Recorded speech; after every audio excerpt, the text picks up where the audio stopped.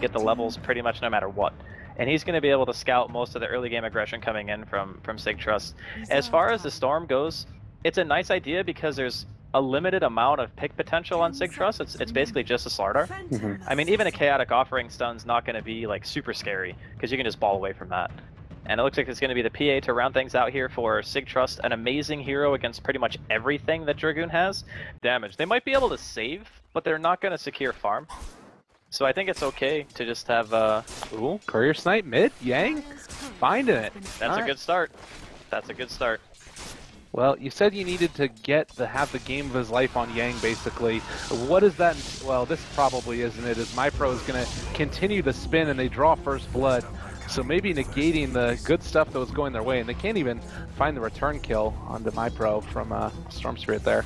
And then the Nyx is doing pretty well, like tie with the Slardar, then the PA and the Jugger are both ahead of the Drow. I've seen games like this before where the Drow kind of falls behind a bit, but he's not just like chain feeding kills, right? Okay, I say that, and you know, Caster's curse. Oh, Bryant getting ran down, and they actually guessed the wrong direction. Will chase after the Rubik. They get the lift and the stun turnaround, but it's not quite enough. Hey man, didn't lose the Drow. There you go. And in the meantime, the Storm gets a kill on the Warlock, so it's just basically a support for a support. Alright. We got a kill on the PA, which is the hero that should like pretty much never die unless the Storm is committing to the gank, which obviously wasn't there. And bottom lane again. Well, Abba, they dodged the crush coming in. As the wraparound could be there. Is Yang going to be able to block them out? He doesn't quite, and phase movement speed coming in from the sprint. They turn around for another crush, but now they have the Impale. Sticks around a little bit too long. Gets a three-person Impale. Yang trying desperately to kill off that Slardar. Not quite able to make it happen. And where's the rest of their team? How is... Oh, come on now. The Storm's killing the Warlock again, that's why. Alright, well that makes sense, but that could have been a triple if the Storm happened to be there. I think his TP was on cooldown. Dude, I'm pretty sure before this game, TNT was talking to Zhang, and he's like, yo, remember that money you owe me? You gotta come mid and feed me like 3 times in a row so my Storm gets a crazy fast Bloodstone. Kill? They're rotating. This is a very hard kill. Actually, wait, what level is the Rubik? Okay, it's not 6. I was gonna say, if the Rubik's 6, it's probably much easier. They're gonna go for it anyway. Well, they jump at least, forcing back that PA there. He's super tanky. Yeah. This might actually... What is going on? Alright, they drop the Warlock ulti onto Bryant. Shadow Word as well. He's going down. They bring back in the Nyx Assassin, get the stun thrown out there, and they do find the kill on Lakelz, but not sure if it's going to be enough. Stole Shadow Word from the Warlock, and now Rubik needs to back out before he goes down. These heroes have no mana. Slardar just... Dude, they don't have any mana! Go back in, you're crazy! Oh, well now Storm Spirit on top of him, chasing, and well, with the crush, he is not going to be able to find the kill onto Yang, or even stun him. Nice tricks of the trade there. That Omni just bailed. He's like, I don't want any part of this, I'm out of here. That was like some serious miscommunication. Another aspect of the game that we kind of haven't talked about much. They realize though what's going on right now. And Yang, he revealed that he's heading over that direction. If they get this Aegis away so they drop the cloud. Well, they're on top of him and tricks the trade. Do they realize that they're still in the Roche pit? They should.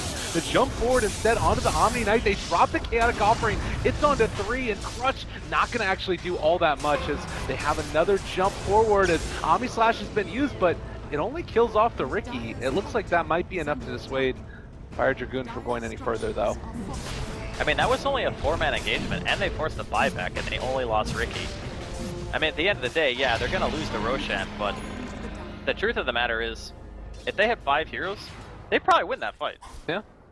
Output in that way. And Yang is building towards a Diffusal, by the way, which we spoke about a bit earlier. I mean, he's still quite a bit off, but, you know, 2 or 3 team fights, and he's alive through them, and he might have enough money to buy it. I mean, I haven't really felt the Omni so much this game. Maybe now that the blink is out, we'll feel it a bit more. Yeah, definitely. Jump there, Purification coming out, going to do a lot of damage, and with one last blade period forward, they are going to be able to find that kill. That might signal that there are some wards up on their high ground.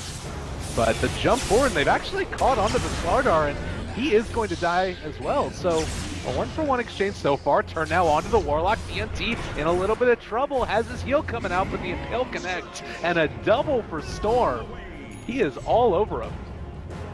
Yeah, the Storm just continues to wreck this game.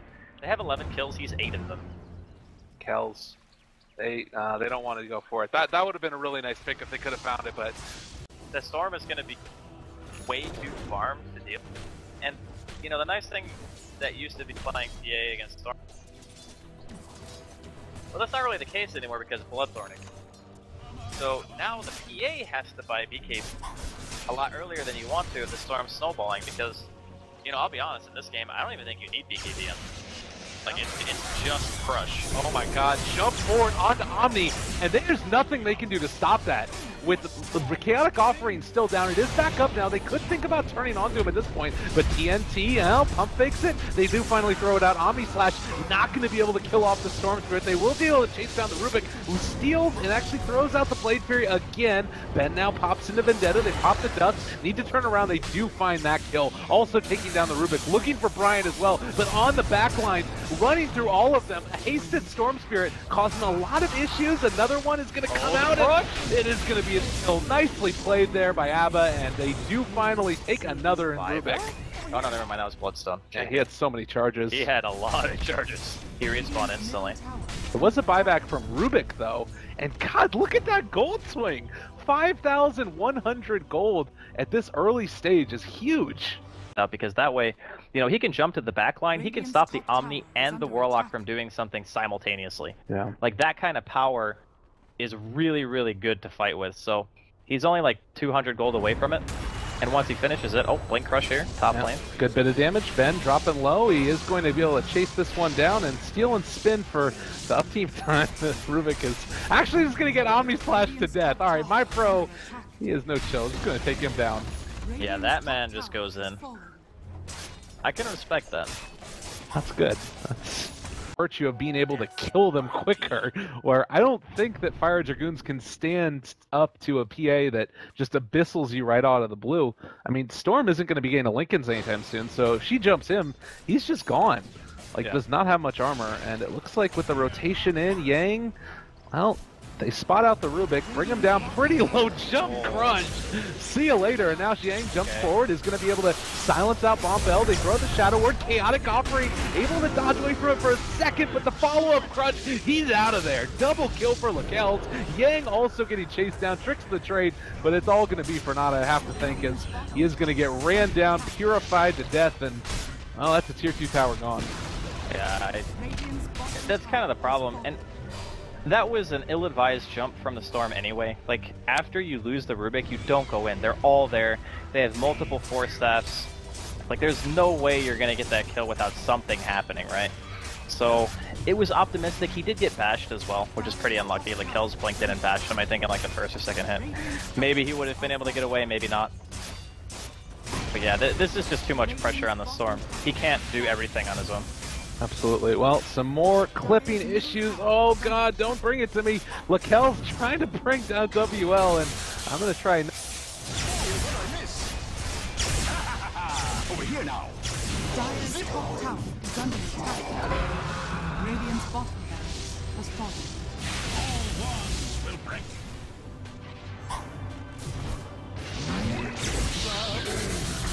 Anybody has.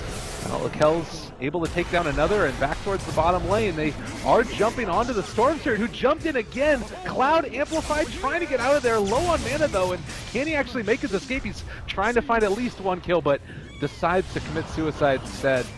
And they actually can't control these guys. Lakel's is pretty low, but he has the Aegis still up afterwards. So even though he's getting right-clicked and missing a billion times, they aren't going to be able to make it happen. Crush just barely missed, slowed down, Diffusal Blade there, Bryant's gone, and good game, well played gets called as Signature Trust take it. You know, I did doubt the Ricky Nyx combination. I think my doubt was warranted, but I'll be honest, it started off a lot better than I thought it would have. Like like Yang killing the courier,